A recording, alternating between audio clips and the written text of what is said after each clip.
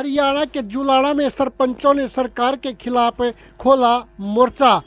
जींद जिले के गतौली गांव में सरपंच एसोसिएशन की एक बैठक आज रविवार के दिन हुई, जिसमें आसपास के अनेक गांव के सरपंचों ने भाग लिया।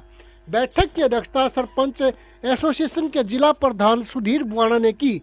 बैठक में मुख्य रूप से प्रदेश सरकार की नीतियों और ग्राम पंचायतों से जुड़े नए कानूनों पर विस्तार से चर्चा की गई।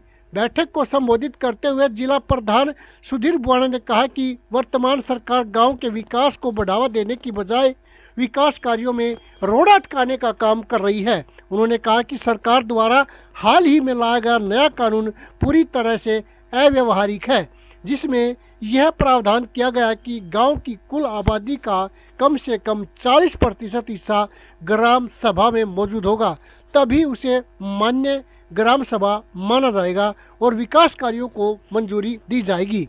उन्होंने कहा कि ग्रामीण क्षेत्रों में मजदूरी, खेती और अन्य कारणों से इतने लोगों का एक साथ ग्राम सभा में उपस्थित होना बेहद कठिन है। सुधीर बुआना ने आरोप लगाया कि सरकार जानबूझकर सरपंचों और पंचायतों पर नए नए कानून थोप रही है ताकि विकास कार्यों की गति को धीमा किया जा सके।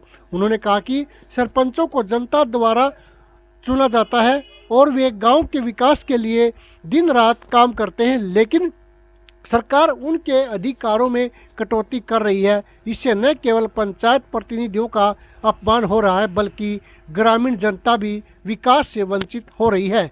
इस तरह के नियमों से गांव में सड़क, नाली, पेयजल, स्ट्रीट लाइट और अन्य बुनियादी सुविधाओं से जुड़े कार्यों पर असर पड़ेगा। सरपंचों ने कहा कि यदि सरकार ने यह फैसला वापस नहीं लिया तो सरपंच एसोसिएशन प्रदेश स्तर पर आंदोलन करने को मजबूर होगी। इस मौके पर सरपंच महेंद्र लाठर, सोल्जर, रोहतास, गोविंद, नरेश, चाप सिंह, संदीप, सतीश नैन, कुलदीप, नरेश व अन्य सरपंच मौजूद रहे।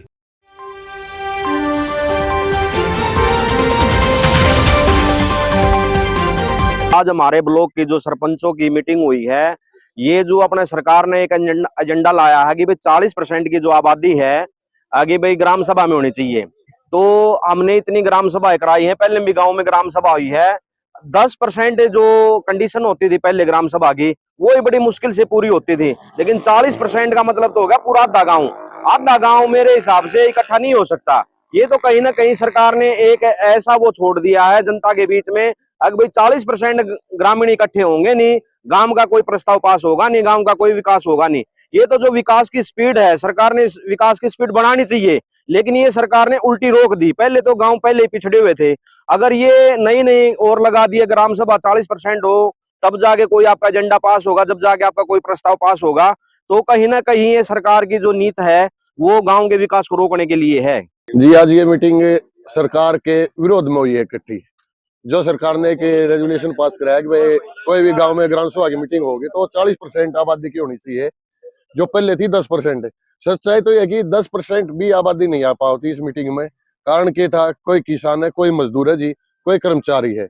इस मीटिंग में सिर्फ वही आदमी जो बुजुर्ग है या कुछ हमारे सोशल आदमी थे वो आन पाओ थे या पंच आन पाओ थे।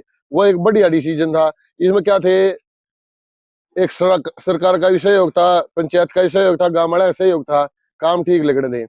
जो ये कंडीशन अब सरकार ने लगाई ना, इसमें एक साफ मनसा दिखाई दे रही है सरकार की।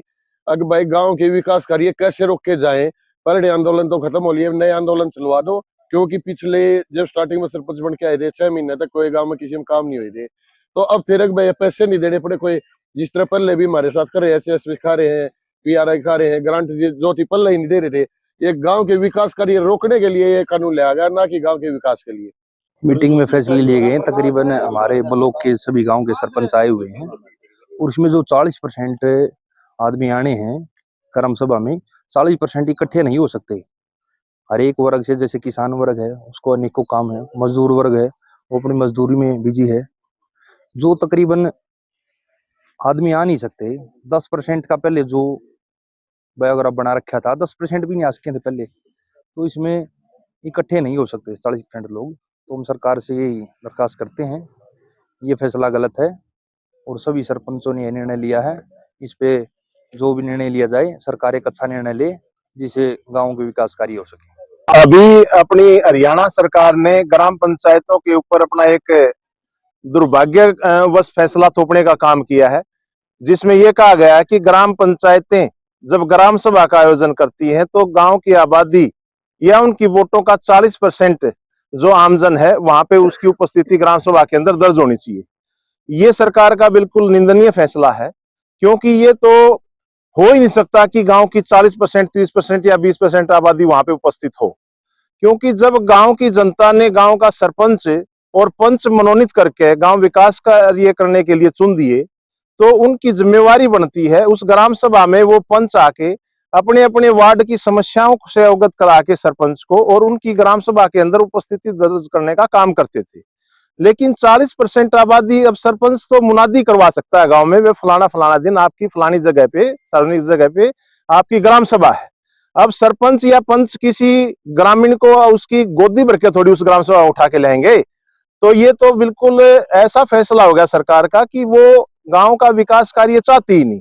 अगर वो गांव का वास्तव में विकास कार्य चाहती है तो ग्राम पंचायतों को स्वतंत्र रूप से कार्य करने का मौका दे, उनकी वहां पे एक अपनी अच्छी उपस्थिति दर्ज कराने का काम करे, क्योंकि ग्राम सभा में जो प्रस्ताव पास होता है वो सरपंच और पंचों की उपस्थिति में ही होता है।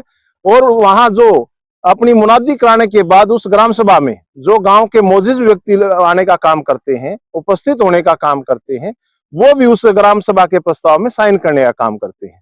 ये आबादी 30%, 40%, 20%, ये बिल्कुल ग्राम पंचायतों को सरोकार नहीं है इस बात से।